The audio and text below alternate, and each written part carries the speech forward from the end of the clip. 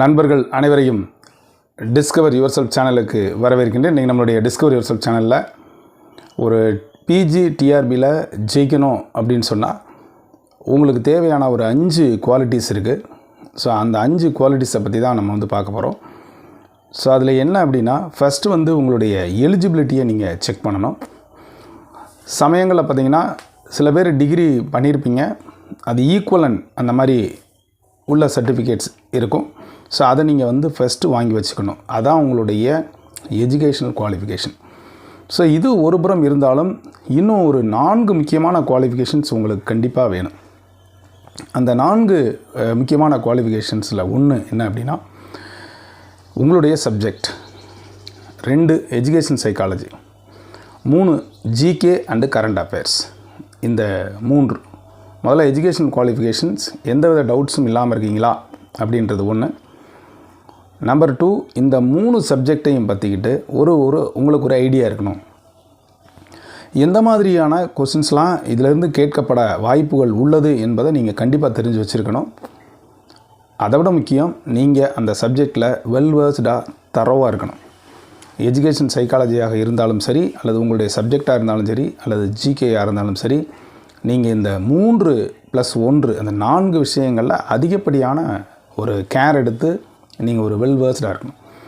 So அதுக்கப்புறமா நீங்கள் ஒன்று கொடுப்பேன் பாருங்கள், அதுதான் உங்களுக்கு ரொம்ப முக்கியமானது. நம்பிக்கை, கான்ஃபிடென்ஸ். நாம் ஜெயிக்க முடியும் அப்படின்ற ஒரு நம்பிக்கை, ஒரு தன்னம்பிக்கை வரணுங்க. ஸோ அது வந்தால் தான் நம்ம ஜெயிக்க முடியும். ஏன்னா நிறைய பேர் உங்களோட போட்டி போடலாம், நம்பர் ஆஃப் போஸ்ட் கம்மியாக இருக்கலாம், அல்லது உங்களுடைய காம்படிட்டர்ஸ் உங்களோட அதிகமாக மார்க் எடுப்பாங்களோ அப்படிங்கிற ஒரு பயம் இருக்கலாம். போன டைம் நான் சி வரைக்கும் போயிட்டு வந்துட்டேன், ஸோ இந்த டைமாவது நான் ஜெயிக்க முடியுமா அப்படின்ற கேள்வி உங்களுக்குள்ளே எழலாம். இது எல்லாத்துக்கும் தேவை உங்களுடைய தன்னம்பிக்கை. அந்த தன்னம்பிக்கை மட்டும் இருந்துச்சு அப்படின்னா அந்த மேலே சொன்ன அந்த 4 குவாலிட்டிஸும் உங்களுக்கு அடிச்சிடும். ஆல்ரெடி உங்களுக்கு தெரியும், குவாலிஃபிகேஷன் நிறையா சொல்லியிருப்பாங்க. அடுத்த குவாலிஃபிகேஷன் அப்படின்னு சொல்கிறது அந்த 3ஐ பற்றியது. உங்களுடைய சப்ஜெக்ட், உங்களுடைய எஜுகேஷன் சைக்காலஜி மற்றும் ஜிகே. ஸோ இதுதான் சென்டரில் இருக்குது. ஒன்று குவாலிஃபிகேஷன், எஜுகேஷன் குவாலிஃபிகேஷன் ஒரு சென்டர், சப்ஜெக்ட் உள்ள 3 இருக்குது. உங்களுடைய சப்ஜெக்ட், எஜுகேஷன் சைக்காலஜி, ஜிகே. கடைசியில் இருக்கிறது பார்த்திங்கன்னா உங்களுடைய தன்னம்பிக்கை. ஸோ இந்த தன்னம்பிக்கை தான் உங்களுடைய மிகப்பெரிய சக்ஸஸை உண்டு பண்ணும் அப்படின்னு நான் சொல்லுவேன். நீங்கள் ஜெயிக்க முடியும் என்ற ஒரு நம்பிக்கையோடு இருக்கணும். அந்த நம்பிக்கையை மெய்ப்பிக்கும் விதமாக உங்களுடைய கடினமான எஃபர்ட்ஸ், உங்களுடைய ஹார்ட் ஒர்க்கை நீங்கள் போடணும். ஹார்ட் ஒர்க்கை எவ்வளோ தூரத்துக்கு நீங்கள் அங்கே போடுறீங்களோ அங்கே தன்னம்பிக்கையானது உங்களுக்கு தாராளமாக விளையும். சாதாரணமாக ஒரு ஊருக்கு போகணும் அப்படின்னு நினச்சிட்டோம் அப்படின்னு சொன்னால் உங்களுக்கு ஃபஸ்ட்டு கான்ஃபிடென்ஸ் எப்போ வரும்?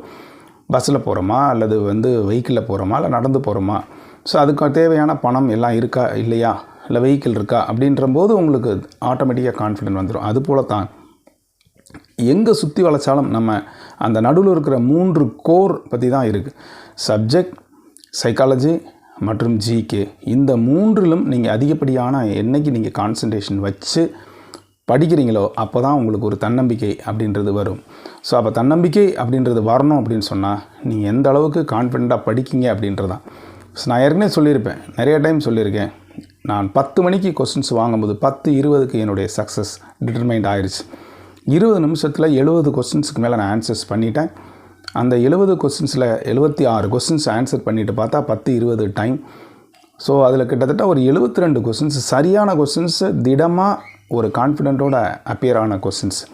ஸோ அது போன்ற ஒரு நிலை வரணும் அப்படின்னா நம்ம அந்தளவுக்கு சப்ஜெக்டில் நல்லா ஒரு டெப்த்து நாலேஜும் வரணும். ஸோ அது ஒன்றும் ஒரு பழமொழி சொல்லுவோம், Rome does not build in a day அப்படின்னு. நாம் படித்த சப்ஜெக்ட் தான் அதை ரீகால் பண்ணி கொண்டு வரணும். நீங்கள் நான் என்கிட்ட மெட்டீரியல்லாம் இருக்குது, நான் என்கிட்ட புக் இருக்குது, நான் எல்லாம் படிச்சுக்குவேன் அப்படின்னா அது தவறு. அதை முறையாக சரியாக படிக்கணும். நிறைய ரிவிஷன் வேணும், நிறையா மாடல் டெஸ்ட் ப்ராக்டிஸ் பண்ணணும். இதுதான் ஒன்று. நீங்கள் கொஸ்டின் எடுத்தாலும் சரி, இல்லை வேறு யாராவது டெஸ்ட்டு கண்டக்ட் பண்ணாலும் அதை திரும்ப திரும்ப நீங்கள் ரிவைஸ் பண்ணால் தான் வரும். Because it is not a descriptive type, it is objective type. So objective டைப்னால் உங்களுக்கு ஒரு ஆஸ்லேஷன் மைண்ட்ஸில் இருந்துக்கிட்டே இருக்கும். ஸோ என்றைக்கு உங்கள் டிஸ்கிரிப்டிவாக அப்ஜெக்டிவாக மாற்றுறீங்களோ, ஃபார் எக்ஸாம்பிள் இப்போ ஒரு பேராகிராஃப் படிக்கிறீங்க அப்படின்னு சொன்னால் அதுக்குள்ளேருந்து ஒரு 50 அப்ஜெக்டிவ் டைப் கொஸ்டின்ஸ் எடுத்தாலும் உங்களால் ஆன்சர்ஸ் பண்ணுற மாதிரி ஒரு நிலைமை வந்துட்டிங்கன்னா தன்னைப்போலே உங்களுக்கு ஒரு கான்ஃபிடென்ஸ் வந்துடும். ஸோ இதை நீங்களே செய்யலாம். ஏதோ ஒரு இன்ஸ்டிடியூஷனோ அல்ல எங்கேயோ ஒரு கோச்சிங் சென்டரோ இல்லை ஏதோ ஒரு கிளாஸஸ்க்கு போகிறதுக்கு பதிலாக நீங்கள் அதை அக்குவேராக ஆணிவேராக பிரித்து திரும்பி வந்து ரீசஃபில் பண்ணி அந்த இதை பண்ணிங்கன்னா போதும். உங்களுடைய பாடத்திலிருந்து ஒரு 5000 ஏன் 5000த்துக்கு மேற்பட்ட கொஸ்டின்ஸ் நீங்கள் உருவாக்குங்க. டிஆர்பி எப்படி உருவாக்கியிருக்கோ அது மாதிரி ஒரு ப்ரீவியஸ் 3 இயர்ஸ் கொஸ்டின்ஸ் எடுங்க. ஸோ என்ன மாதிரி கொஸ்டின்ஸ் கேட்குறாங்க, எந்தெந்த லெசன்லேருந்து கேட்குறாங்க அப்படின்னு பார்த்துக்கிட்டு ஒரு அனாலிசிஸ் போட்டுட்டு ஸோ அதை போன்ற கொஸ்டின்ஸு உங்கள்கிட்ட புக்கோ அல்லது மெட்டீரியல்ஸை வச்சு நீங்கள் ஒரு 10,000 கொஸ்டின்ஸ் ப்ரிப்பேர் பண்ணிட்டீங்கனாலே நீங்கள் படித்த மாதிரி தான்.